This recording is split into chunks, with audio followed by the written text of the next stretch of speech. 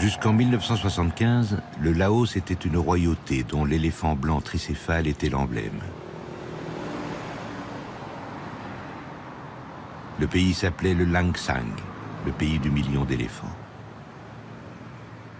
Le roi et la reine abdiquent quand le Pathet Lao prend le pouvoir pour instaurer la République démocratique populaire du Laos, qui progresse sous le nouveau drapeau rouge pour le sang des partisans, bleu pour le Mékong et un disque blanc, comme la lune qui luit sur le puissant fleuve.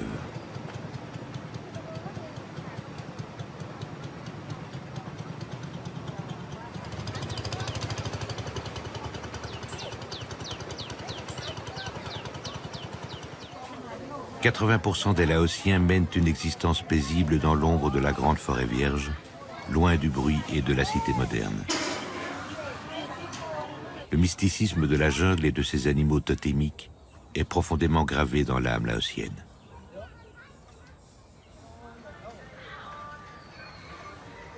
Parce qu'il souffre des mêmes pathologies que les hommes, le stress et l'infarctus, qu'il a une longévité de 60 à 70 ans fort semblable à celle de l'homme, l'éléphant est l'animal le plus vénéré des Laotiens et du bouddhisme Theravada.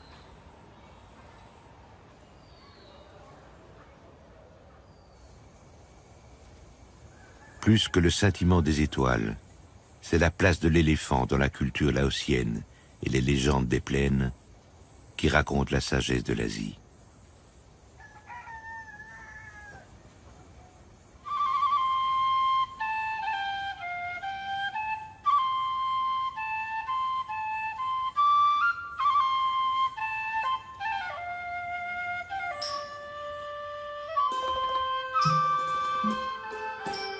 Il y a longtemps, au royaume du Laos, un éléphant entreprit d'escalader une montagne si haute qu'il n'en voyait pas le sommet. Il portait bravement sur son dos une relique de Bouddha. Ses défenses étaient plus blanches que la neige et sa peau douce comme le baiser d'une fiancée. La journée était si chaude que même les oiseaux se taisaient et son fardeau sacré lui paraissait de plus en plus lourd. Arrivé au sommet, il s'écroula, exténué. Levant sa trompe vers le ciel une dernière fois, il gémit à 3 reprises si fort que les collines s'en souviennent encore. Ému par le sacrifice de l'éléphant, le roi lui éleva un temple. Les fidèles y viennent encore honorer la relique de Bouddha et les défenses de l'animal.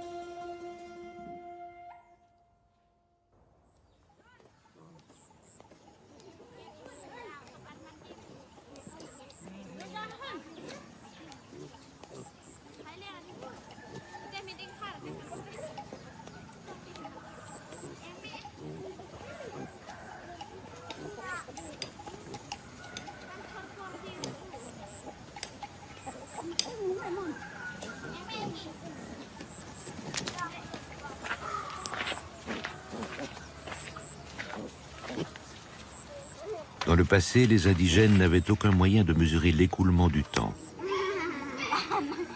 Pas de montre, pas d'horloge, pas de sablier. Rien que le soleil et le rythme des saisons.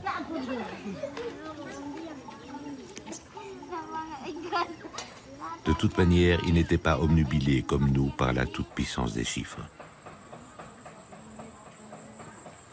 C'est la succession des portions de forêt mangées pour nourrir la tribu qui faisait l'almanach. Lorsque les potagers devenaient trop éloignés du village, on démontait les cases pour porter le village un peu plus loin.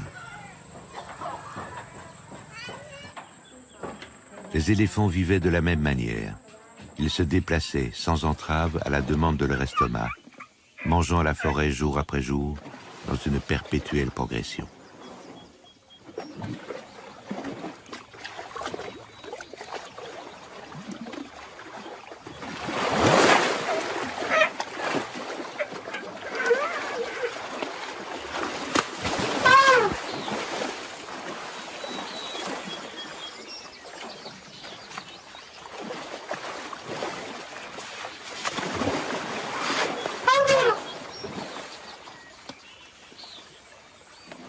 Si les éléphants ne voient dans les hommes guère plus qu'une agitation occasionnelle sur leur passage, les humains ont vénéré le seigneur de la forêt comme le régal, un puissant envoyé du panthéon sacré.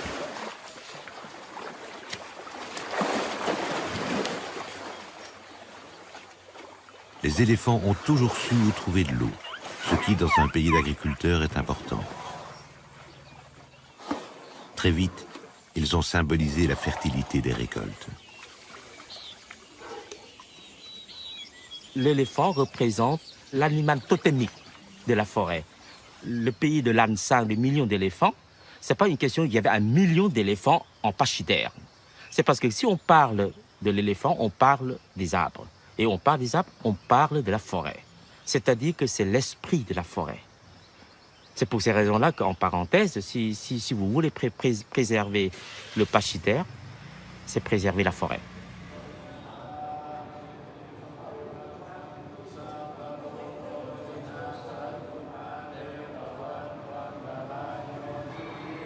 Par une chaude nuit d'été, la reine Maya Devi fut visitée en songe par un éléphant blanc, une fleur de lotus dans la trompe. La chambre embaumait le jasmin et l'osmente quand l'animal pénétra son sein sans la réveiller. Au 2e mois du printemps, la chaste reine mit au monde de son flanc droit et sans être déchiré le prince Siddhartha, qui allait devenir le Bouddha, celui qui est venu pour soulager la souffrance, la maladie et la mort.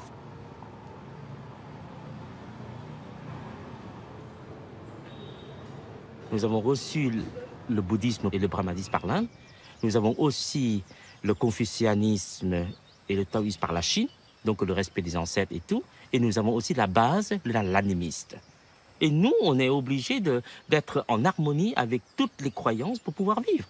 C'est comme la Suisse en Europe. Sauf que la Suisse, il prend soin des porte-monnaies des autres, et tandis que nous, c'est la culture des autres.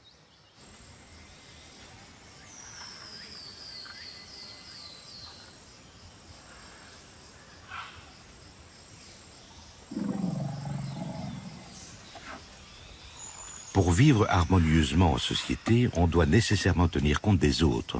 Et reconnaître un autre individu, c'est forcément percevoir sa propre identité. Cela ne peut se faire qu'à partir d'un certain développement de l'intelligence sociale.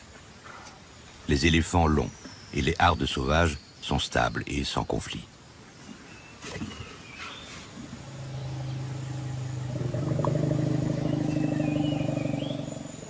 Les éléphants organisent, avec des borborigmes et parissements, tout ce qui leur est important, l'ordonnance de la tribu, l'écolage des petits, la localisation des ressources disponibles et l'alerte.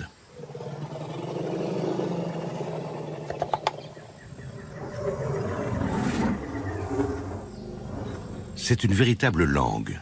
Les hommes qui n'en possèdent pas le vocabulaire n'y comprennent rien. Nos univers sont imperméables. Ce qui fait sens pour l'un n'en a aucun pour l'autre. Même entre éléphants d'Afrique et celui d'Asie, on ne se comprend pas. Ils ne parlent tout simplement pas la même langue. Les deux espèces sont d'ailleurs tellement différentes qu'elles ne peuvent pas se reproduire entre elles.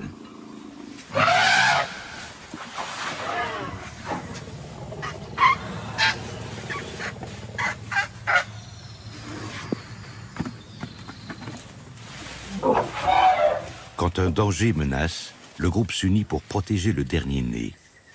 En réponse à l'appel de la mère, toute la petite tribu organise un rempart entre le danger et l'éléphanto. Entouré de ses tantes, de ses cousines et de ses sœurs, car la société éléphant est un club de filles mené par une matriarche, le petit va apprendre la prudence en forêt, la vie communautaire et les plaisirs de l'existence.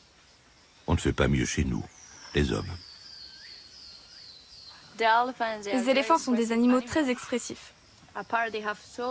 Ils utilisent beaucoup de sons pour s'exprimer. Ils sont également très expressifs avec leur corps. Ils ont un vrai langage corporel. Par exemple, leurs oreilles, quand ils sont contrariés, ils arrêtent de les agiter et les mettent comme ça. Je ne sais pas comment le dire en anglais, mais droite. Avec leur trompe, ils frappent le sol. Leur queue aussi. Quand ils sont super excités par quelque chose, leur queue ne se balance plus comme une pendule, elle se met à l'horizontale. Ils bougent vite, ils bougent leur tête. Ils ont de nombreuses attitudes pour s'exprimer dans différentes situations.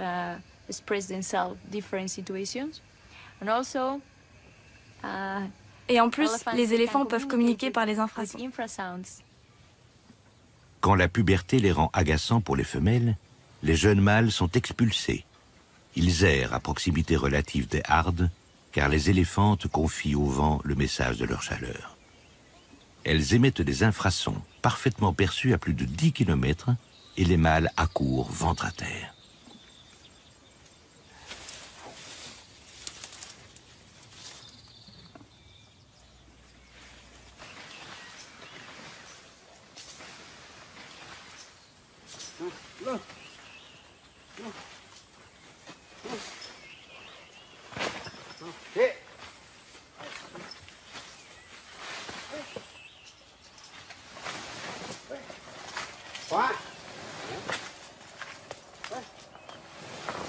Oui. Oui. Oui. Tại mấy. Bon.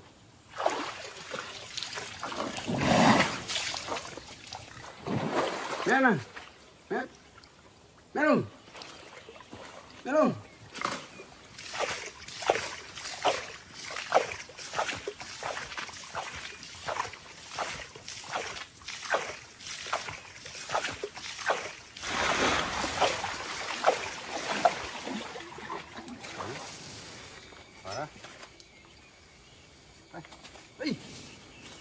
On est cornac de père en fils. Les filles sont exclues du privilège de mener un éléphant au travail. Elles en sont pourtant parfaitement capables, mais les hommes leur refusent ce droit. Beaucoup de femmes s'occupent des éléphants quand ils sont malades, les nourrissent et les mènent à l'eau. Ce n'est pas une question de force physique. Ce seraient les menstruations qui justifieraient cette exclusion. Il y a beaucoup de tabous liés au corps et au sexe en Asie. Et la féminité reste un troublant mystère.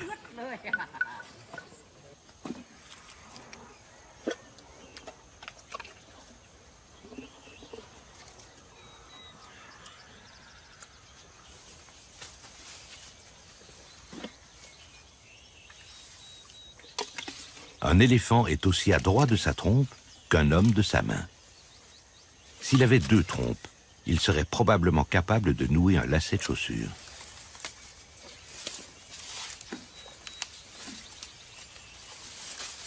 Mon éléphante, c'est comme une amie. Elle fait partie de la famille.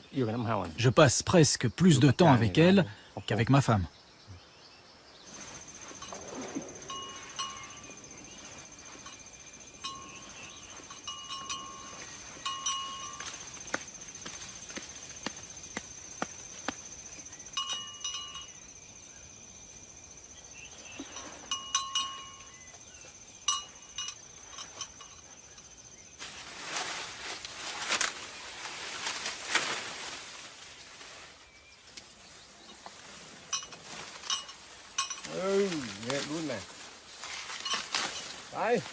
Un éléphant, ça se conduit avec les pieds, à 3,50 m de hauteur.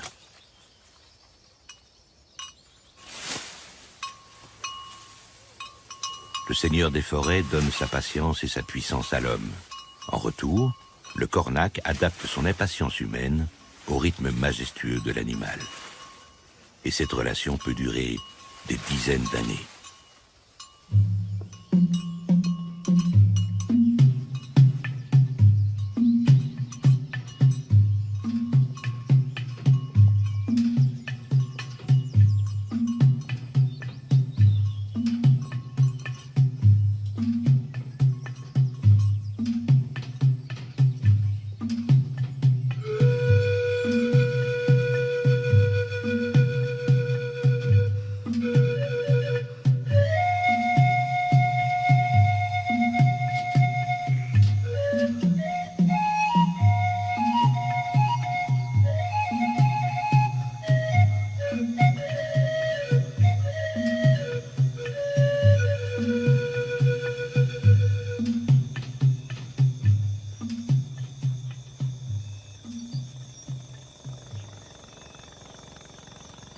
Quand les humains regagnent le cercle familial, Les esprits de la forêt s'éveillent.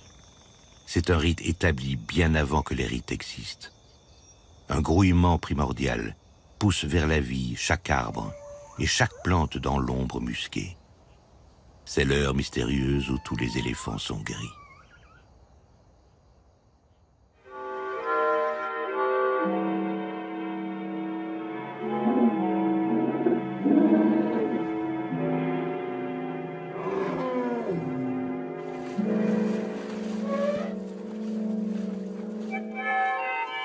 Jusqu'à la révolution de 1975, le Laos s'appelait le pays du million d'éléphants. Au début du XXe siècle encore, les hommes et les bêtes se partageaient la forêt sans déséquilibre. La grande jungle sauvage offrait tout ce que les destinées croisées d'hommes et d'éléphants pouvaient désirer. Les tribus capturaient de temps à autre des éléphants sauvages dont ils faisaient des auxiliaires agricoles. Ces pillages limités de la vie sauvage étaient sans influence notoire sur une population animale qui avait le temps de se reconstruire.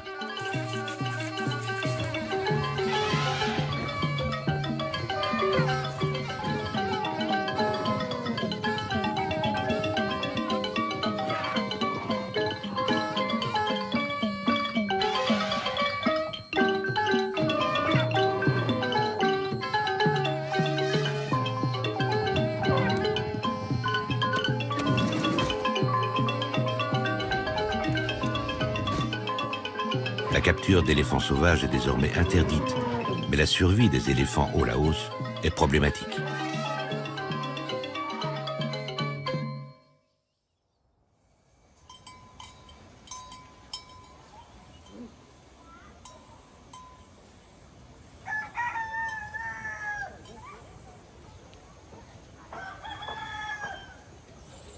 Depuis des centaines d'années, les Laotiens pratiquent une agriculture de subsistance. Les lopins étaient petits à l'échelle des villages et l'éléphant tenait une place importante dans la vie rurale. Si les potagers restent à échelle familiale, le moteur a progressivement envahi les campagnes.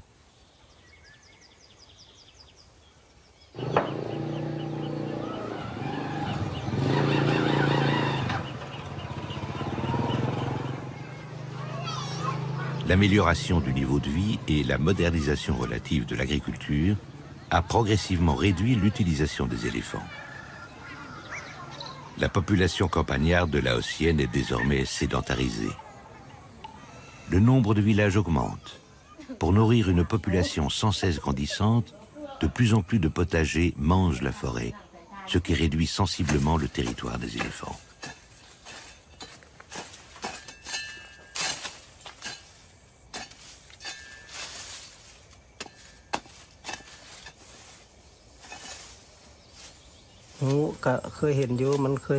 Nous avons défriché la jungle qui se trouvait à côté de notre maison.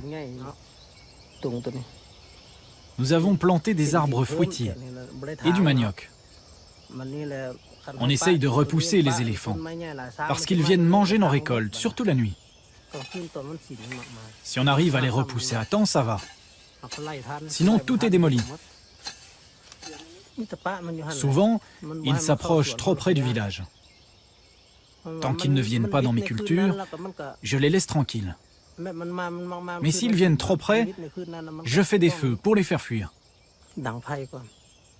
Avant, ici, c'était la forêt. C'était leur territoire.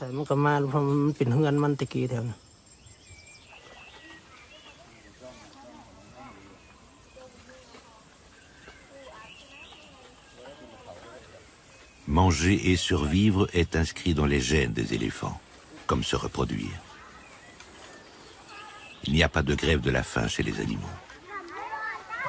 Les bêtes ne connaissent pas la propriété privée. Tout ce qui existe sur la terre du Laos leur appartient. Ils ne comprennent pas qu'il est dorénavant interdit de fréquenter les parcelles qui, de mémoire d'éléphants, leur ont toujours appartenu. Il y a désormais concurrence vitale entre hommes et bêtes pour les terres nourricières. Ils ont détruit les cultures, les cabanes et tout ce qu'il y avait dedans. Ils ont explosé le poulailler et dispersé les animaux. Ils bousculent tout ce qui les gêne. Le gouvernement nous a donné un bout de terre pour cultiver, mais il est trop près de la forêt où vivent les éléphants. J'aime énormément les éléphants, mais pas quand ils viennent détruire mes récoltes.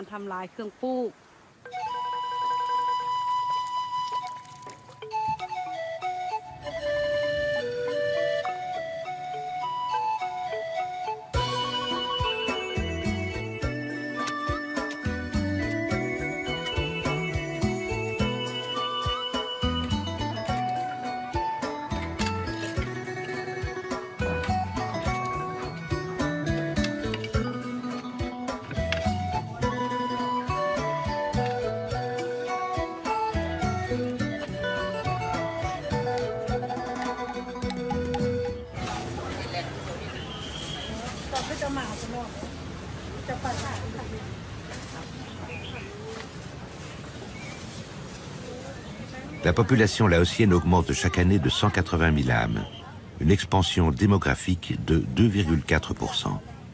La vieille Europe se contente d'un accroissement annuel de 0,5%. Au Laos, il y a 28 habitants au mètre carré. Pour une population à peu près équivalente, la densité belge monte à 375 personnes au mètre carré. En Allemagne, elle atteint 230 et 120 en France. Les villes attirent irrésistiblement. Les nouvelles bouches à nourrir induisent l'augmentation de terres agricoles et l'organisation de moyens de transport importants. Habiter la ville coûte plus cher que vivre à la campagne dans sa famille. Les possibilités de logement sont plus difficilement accessibles et beaucoup de ménages établissent leur domicile à la périphérie des agglomérations, ce qui augmente encore les espaces grignotés par les villes. Les fleuves ne sont pas des limites restrictives et les navetteurs empruntent quotidiennement les pirogues du Mékong pour rentrer chez eux.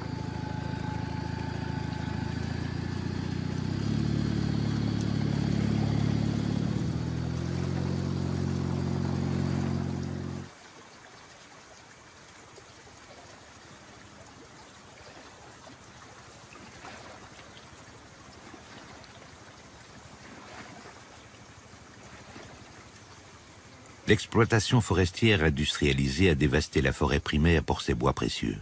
Les éléphants sauvages sont repoussés vers les zones inaccessibles aux engins mécaniques.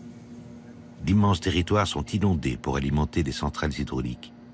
Des vallées entières, où les éléphants vagabondaient en toute liberté, disparaissent sous des mètres cubes d'eau. De vastes étendues stériles remplacent la passive fécondité de la jungle. Les villages ont été reconstruits sur les nouvelles berges, tandis que les éléphants sont relégués dans des espaces inhospitaliers, qui leur sont d'ailleurs quotidiennement contestés. À l'étroit sur ces territoires trop petits, ils ne parviennent plus à se nourrir de manière satisfaisante. De plus, les nouvelles routes empêchent les mâles de rejoindre les femelles. Les naissances diminuent et la consanguinité menace l'espèce. En Asie, seuls les mâles portent des défenses et encore pas tous. Si le braconnage n'est pas la raison première de la disparition des éléphants, chaque mâle braconné n'en crée pas moins un déficit dans le ratio des sexes et menace la reproduction. Il ne subsiste plus guère de 450 éléphants sauvages au Laos, et leurs congénères domestiques sont tout autant menacés.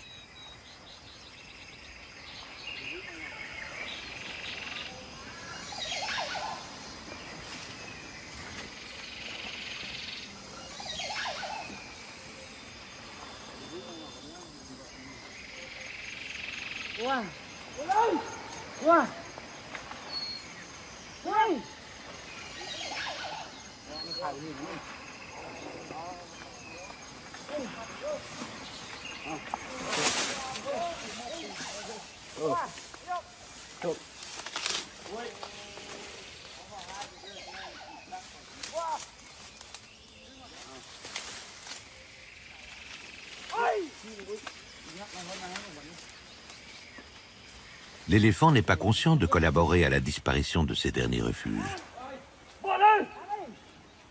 L'homme, lui, sait ce qu'il fait, ou devrait le savoir. Mais l'alternative est cruelle quand la survie est en question.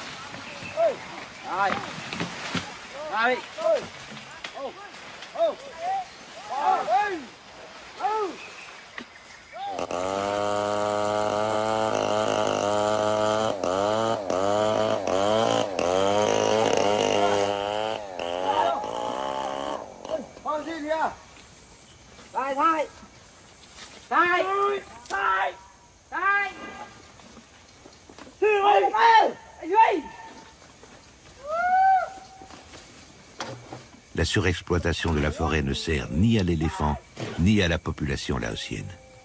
Ce sont les groupes internationaux qui tirent les abondants bénéfices de ces énormes fûts qui vont se retrouver un peu partout dans le monde, sous forme de chaises à jardin ou de couverts à salade.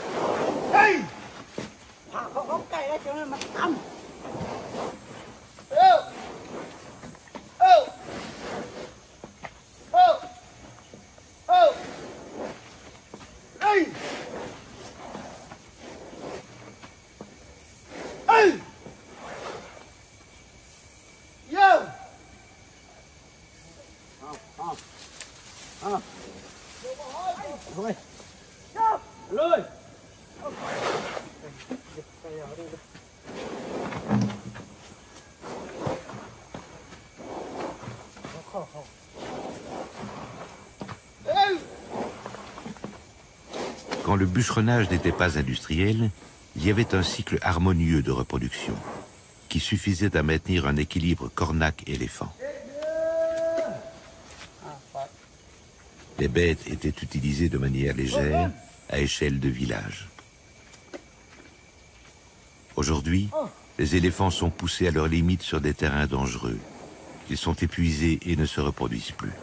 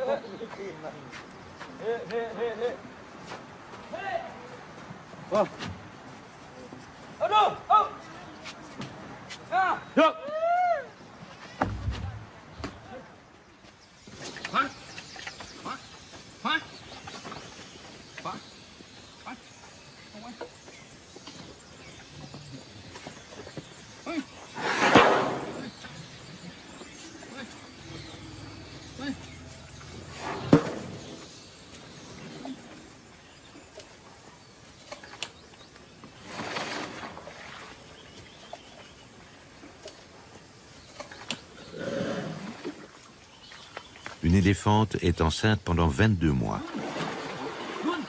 Le petit reste encore 3 ans avec la mère. Ensuite, dès qu'il est sevré, il doit apprendre son métier d'éléphant domestique et répondre aux demandes des hommes.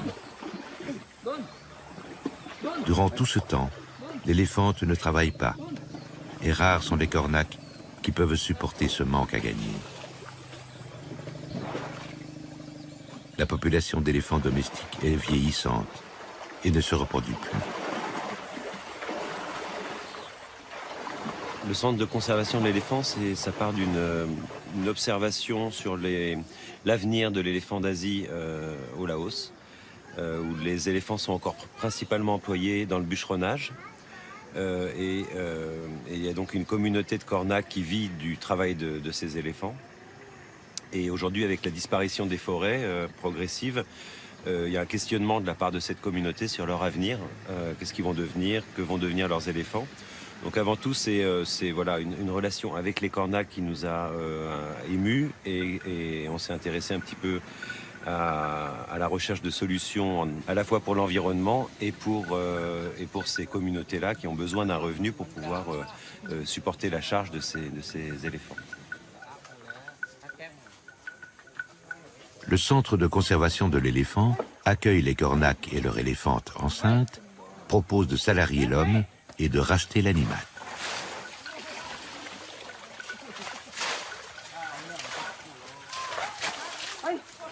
Le but est de créer une réserve d'animaux qui pourront à terme se reproduire avec des éléphants sauvages et donner un espoir aux Kornak.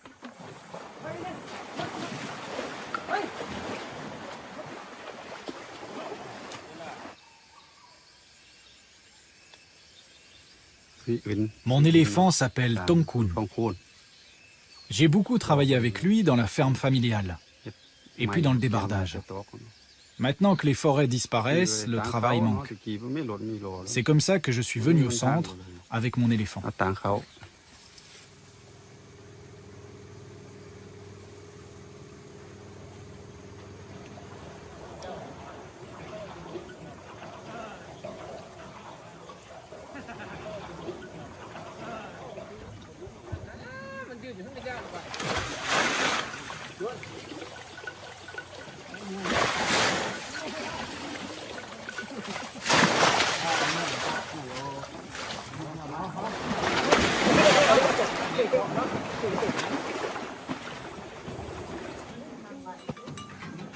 Beaucoup d'organisateurs louent des éléphants et les amènent là où se trouvent les touristes.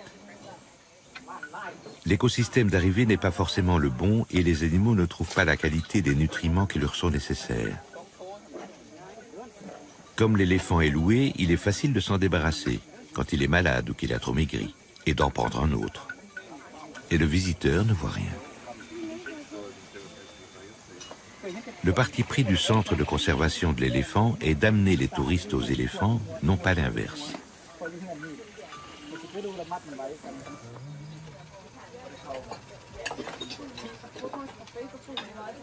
La sauvegarde d'une espèce en danger n'est pas seulement une affaire nationale.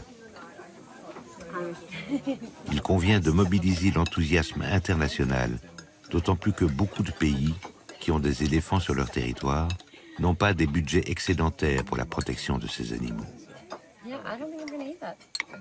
Plutôt que consacrer une partie importante de son budget national à la sauvegarde des éléphants, le gouvernement laotien préfère soutenir des programmes d'aide sociale, notamment l'organisation de planning familial itinérant qui parcourt les campagnes.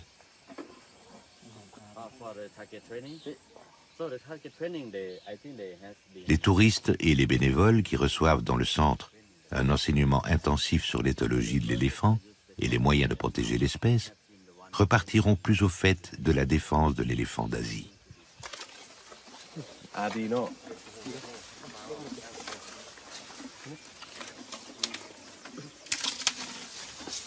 Ils ont quelque chose de mystérieux, ce sont des créatures géantes. La première fois que tu le vois, tu ne peux pas t'imaginer qu'il y a des animaux si grands. Tu as immédiatement le sentiment que tu as une relation avec un éléphant que tu rencontres, tu as immédiatement quelque chose avec eux.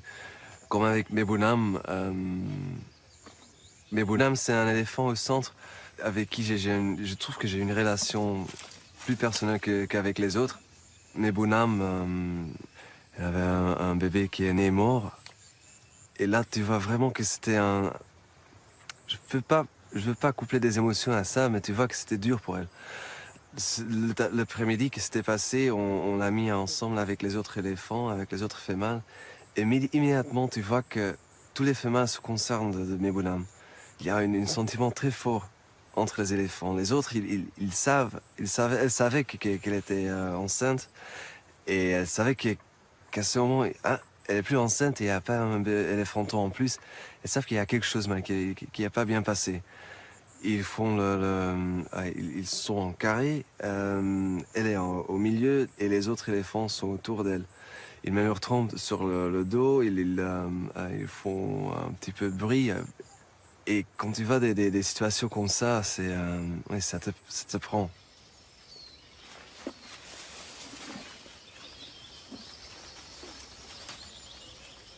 Comme les humains, les éléphants sont des êtres vivants doués de sensibilité. Ils se parlent et se souviennent. Ils peuvent être joyeux ou tristes. Il n'y a aucune raison de croire qu'ils ne souffrent pas. Ils gardent seulement leur douleur muette.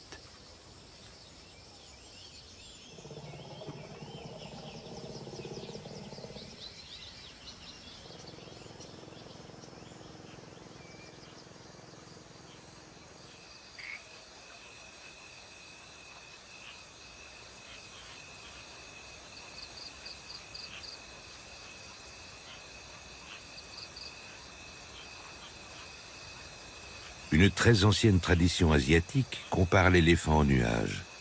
Ils sont ronds et dodus tous les deux, et gris aussi. Et puis, la puissante plainte de la bête est comme le tonnerre qui roule sur la forêt.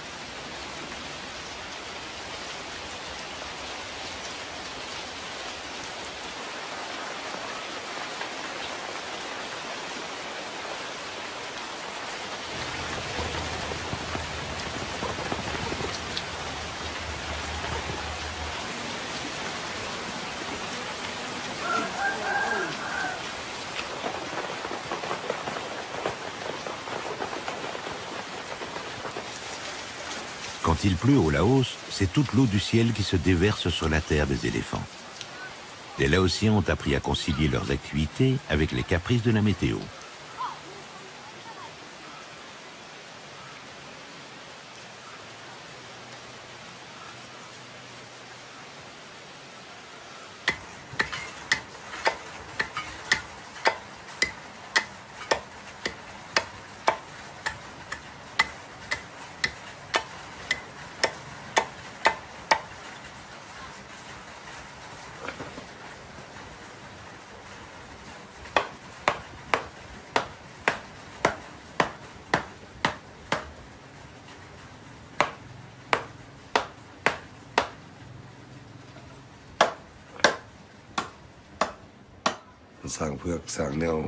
J'aimerais bien posséder un éléphant blanc, car il est très important dans notre culture et nos croyances. Mais je n'en ai jamais vu un seul.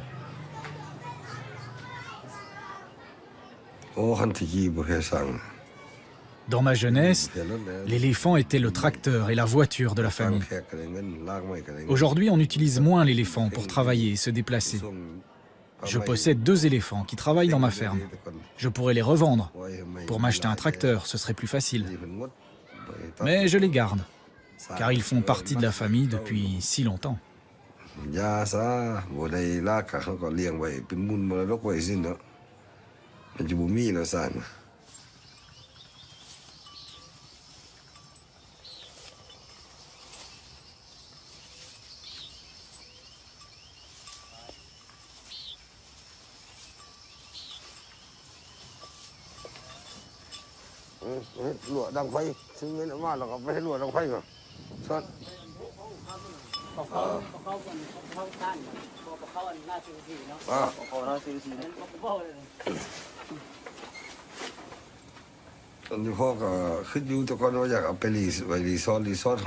Un éléphant, ça coûte cher à nourrir et entretenir.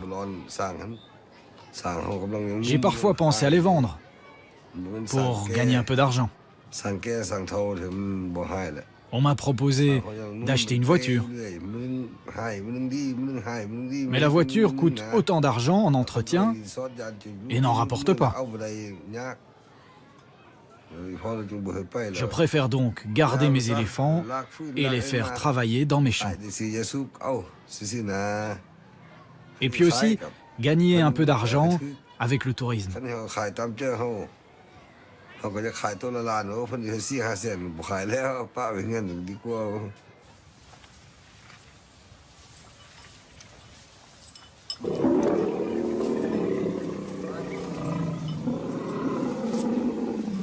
Là où les rizières n'ont pas été réaménagées avec des accès carrossables, il n'y a pas mieux qu'un éléphant pour enjamber, sans les endommager, les fragiles murets d'argile de la riziculture.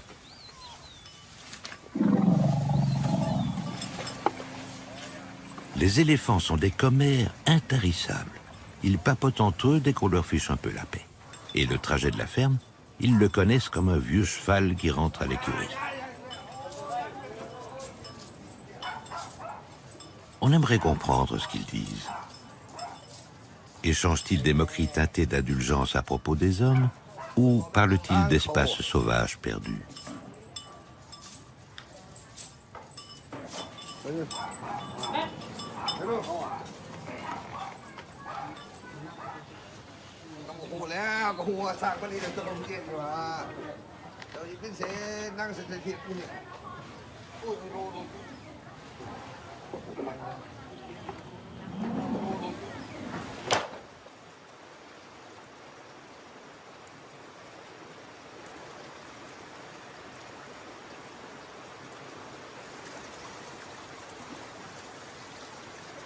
Les moines, qui suivent le cours du vent dans leurs robes teintées du rouge de la terre du Laos, vont méditer sur les enseignements du Bouddha et le respect de tout être vivant.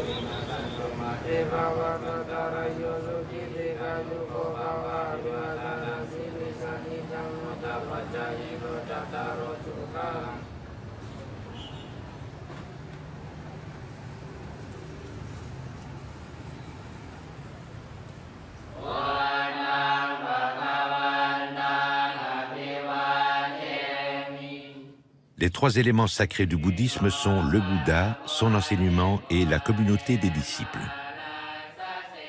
Une trilogie qui rappelle singulièrement la Sainte Trinité chrétienne, où Dieu serait le Créateur, le Fils, sa création, et le Saint-Esprit, l'action de créer, quelque chose d'aussi impossible à représenter que le groove du blues.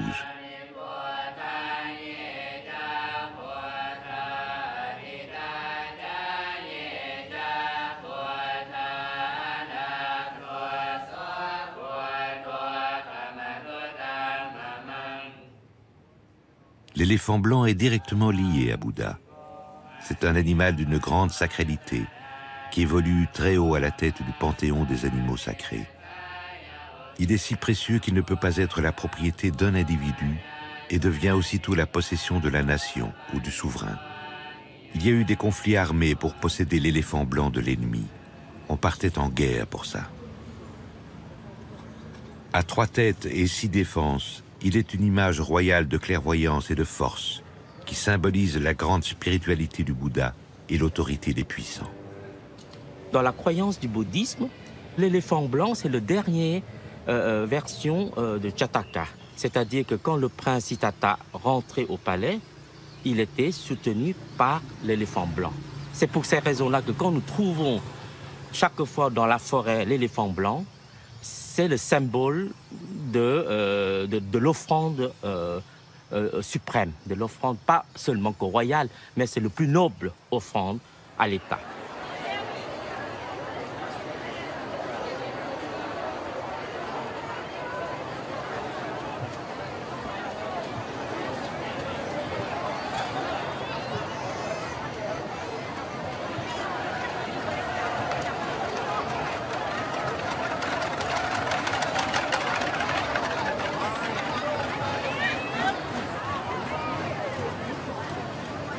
Quand c'est la fête à Luang Prabang, l'ancienne capitale royale, le pays en profite pour affirmer ses traditions. On évoque la paysannerie constituante du Laos et on transmet les coutumes ancestrales aux jeunes. Au Laos, pas de fête sans éléphants. Ils sont liés au patrimoine et à l'inconscient populaire, comme les danses et les costumes traditionnels.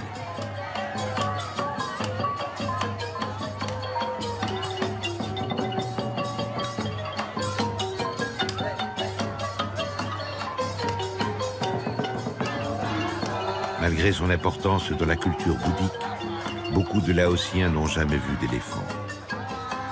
Pour cela, un spécimen blanc est comme une apparition.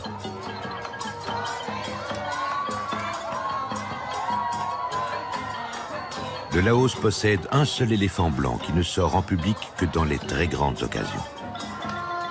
Lui apporter des friandises ou simplement participer au rassemblement est une prophétie de bonheur pour les mois à venir.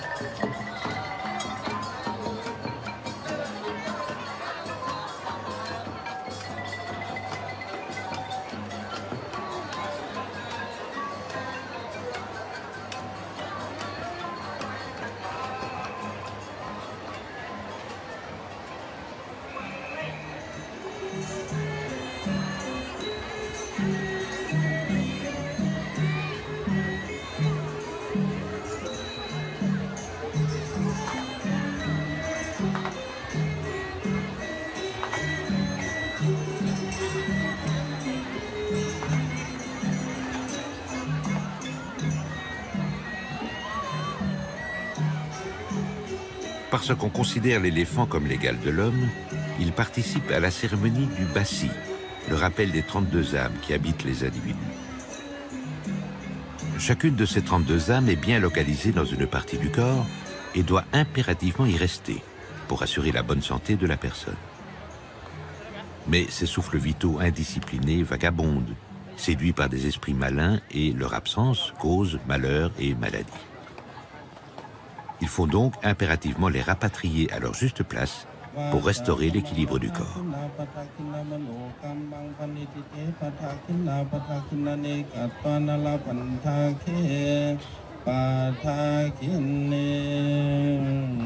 Une fois la chose faite, ce sont des bandelettes de coton blanc qui empêchent ces esprits agités de détaler à nouveau.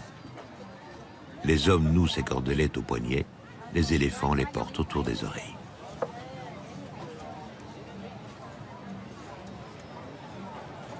Comme un rêve en suit un autre, les réincarnations sont une succession sans fin de petits bouts de temps passés sur Terre, dans des corps différents.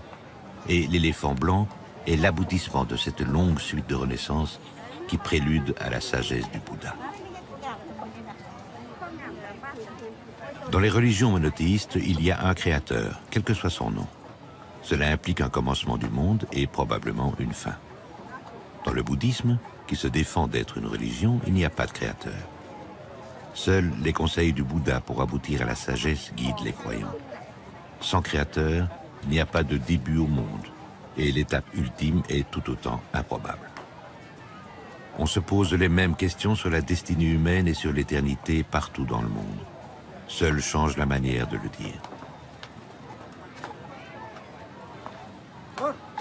Les Laotiens sont obligeamment soucieux du bien-être de l'éléphant, une créature dans laquelle il pourrait bien être réincarné un jour, et personne n'aimerait se retrouver dans une carcasse souffreteuse ou dépressive.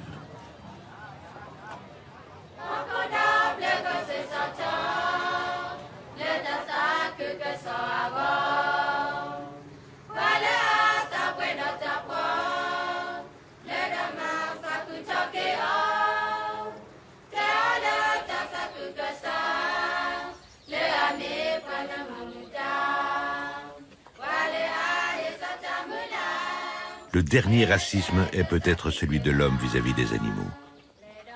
On dit qu'ils seraient tellement moins intelligents que nous. Il est bien entendu perfide de comparer la limace de mer à l'homme. Mais si on accepte qu'il y ait une intelligence rationnelle et une intelligence pratique, on peut concevoir que chaque être possède des facultés et qu'il n'y a pas d'hiérarchie entre elles. Les éléphants vivent en société.